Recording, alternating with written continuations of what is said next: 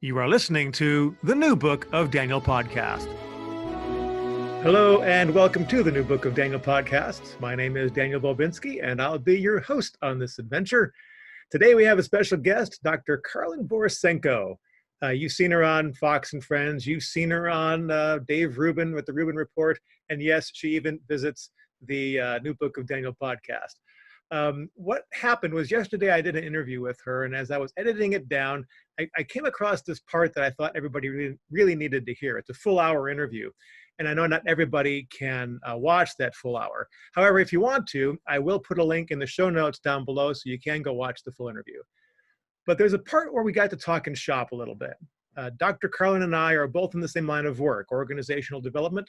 We both do DISC assessments. We both do team training. And part of the conversation in and amongst the vaccines and the masks and the future of the Republican Party, we got to talk and shop about this crazy diversity training that everybody's being forced to endure. And we got to discussing what real diversity training is. And so I wanted to share that little bit of the conversation with you. Let's go straight to talking about that with Dr. Karlyn Borysenko, where they've realized that because of health, and they can say this, because of health, we must make sure everybody's healthy. And maybe you've seen these similar questions where you have, why are we shutting down 20%, 80% of our economy just so that 20% of our economy doesn't get overwhelmed? Now, so you're an organizational psychologist. I've been doing executive coaching and corporate workplace consulting for 30 years.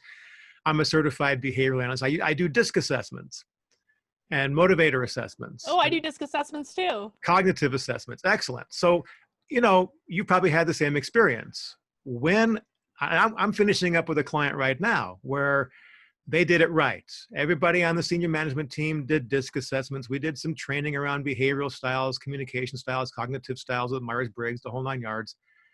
We did what I call executive triads, where the general manager and all the senior team, we did one-on-ones, and we ironed out all the communication differences. And even in the shutdown, they're not even a COVID industry. They were able to increase sales 25%. They blossomed as a company, right? Now, so here we have an increase. I'm making a comparison here. This company did it right. I have got companies, they'll have me come in and do a DISC workshop or something like this, and they go, okay, thank you very much, bye-bye. But this company really wanted to do it right. They applied what we teach. And they saw the huge benefit from that. So wouldn't it be nice for people like you and me to say, hey, this is mandatory. If you're in business, you need to have these DISC assessments and these executive triads with all your team to improve communication because it's mandatory. Wouldn't it be nice to be able to dictate that to the corporate America, like the medical company can, like the medical industry can? Well, I think it would be delightful, and it also, benefit the corporate America far more, frankly, than their employees wearing a mask to work or any other nonsense. And I think that people like you and I, we see these results over and over and over again. But I'll shift gears here for a second by going off of your riff here. What basically has been mandated in corporate America right now, which is another thing that really bothers me, is diversity and inclusion training based off of critical race theory. I think after, and this started happening during COVID. I think it started happening after the last time we talked, after George Floyd's death, where, and I don't know if you had this experience, but I absolutely did, is that this whole critical race theory thing and diversity training just took over everything. It took over all of my clients to the point where I really kind of opted out of a lot of my corporate work because I absolutely refuse to shill this type of training. I do not think it's good for teams. I don't think it's good for organizations. And yet it almost became one of those things that organizations had to invest in. Otherwise, their employees were going to rebel against them, and they were going to get mobbed on Twitter for it, which is apparently how we make decisions now. I don't know. Did you have that experience with your clients? Because it was for me, it was overwhelming. Funny you should say that. Just yesterday morning, I spent an hour on the phone with a guy who makes $250,000 a year.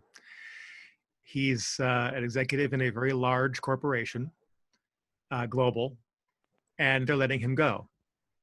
Now, before I tell you why, let me tell you that last year, He saved his companies probably about $1 billion by making a couple of decisions. They brought him in on a problem. They were facing a lawsuit. They brought him in. He found a workaround, made it all happen. He personally was responsible for saving his company probably $1 billion. Now they're letting him go because they need their executive team to be X number gay, X number black, X number. Yes, just what you just I was described. gonna say he's a white man, isn't he? He's a white man. Yep. Yes, Wow. he is. And isn't that he brought so much value to the company, so much value to the company, and yet we don't have room for you because we have to do all this inclusionary on our executive team, and we have to do all this training. And he's just shaking his head. He said, "This makes no sense. Where is the virtue signaling has just taken over?" It really has, but I do think there's going to be a backlash to this at some point. And I think it's already starting. I mean, we're already seeing companies basically come out, like Red Bull was one of the companies that actually fired some of their North American people because they were trying to push this diversity training, and the CEO was like, no, not in my company, get out. Coinbase is another company that very recently actually wrote a memo to all their employees saying, we are not doing woke nonsense. We are doing our jobs, and if that's not good enough for you, here's a severance package that you are more than happy to avail yourselves of so that you don't have to be here. And it was a very generous severance package. I mean, they basically paid people like 4 to 6 months of salary to quit, which is an incredibly generous severance package. And what they found is that only 5% of their employees took them up on it. And I would bet that at least half those employees were thinking about leaving anyway, and it was just like a nice opportunity. It wasn't because necessarily of the woke stuff, but if you're going to leave anyway, like leaving with 4 to 6 months of salary is like not the worst way in the world to leave. But I there's a long way of saying that I do think we're starting to see a backlash to this because there's no evidence that this diversity training works. I have looked high, Daniel, I have looked high and low for evidence that this diversity training has any bottom line impact at all, and I can't find it. And I mean, I would welcome if you have seen something differently, but what I have seen is there is evidence that organizations are actually better off doing nothing than doing this crazy critical race training, diversity training. Well, to that point, I have a friend who wrote a book on diversity. And when we say diversity in this sentence, we're talking about cultural diversity. And I was doing a training, and I asked her to come join me. She happened to be in town, and I said, well, I'm doing this training over at this company. Why don't you come join me? We'll tag team. We'll do some stuff. So happened that on that day, I was going over the DISC workshop, the DISC stuff, the differences in communication styles and behavioral styles. And she sat through that, and on the drive back, she says, that is the real diversity training. Yes. Mm-hmm. Because, and I've actually tried to sell that to organizations. Yeah. Because, and you've traveled around the world. I've traveled around the world. I remember sitting on a bus in Korea looking out the window, and I'm watching these people whose language I cannot even understand, but I'm watching them talk, and I'm going, okay, there's the core D, and there's the core I, and there's the core S, and there's the core C. It really is a universal language. It is the universal diversity training. So if companies want to talk about diversity training, hire Karlyn or hire me. We'll bring it to you. Maybe we'll tag team in training at some point because we have very different styles, and so it might actually be beneficial. But no, I 100% agree with you. I think that and this is an argument that I've tried to make to a couple of clients now, and no one's bitten just yet on this particular argument, but I'm not giving up. Which is that if you want real diversity in your organization, well, you've got to think about diversity of work style, diversity of approach, diversity of thought.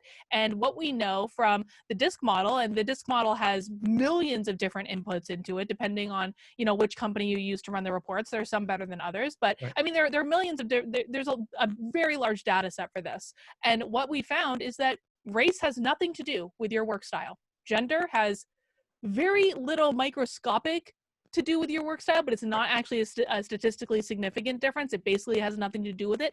Age has nothing to do with it. It has nothing to do with any of these other elements, these immutable characteristics that people think of when it comes to diversity. Your work style is your work style. It's just how you show up, how you communicate, how fast you work. Do you tend to be more open? Do you tend to be more challenging?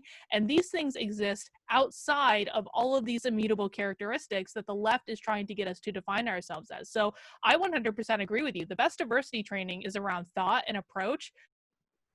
And of course, that conversation continued. We continued sharing stories like that, talking about how this diversity training that so many companies are having really doesn't add to a company's bottom line, and is really just social justice warrior type things that gets in the way of productivity and profitability.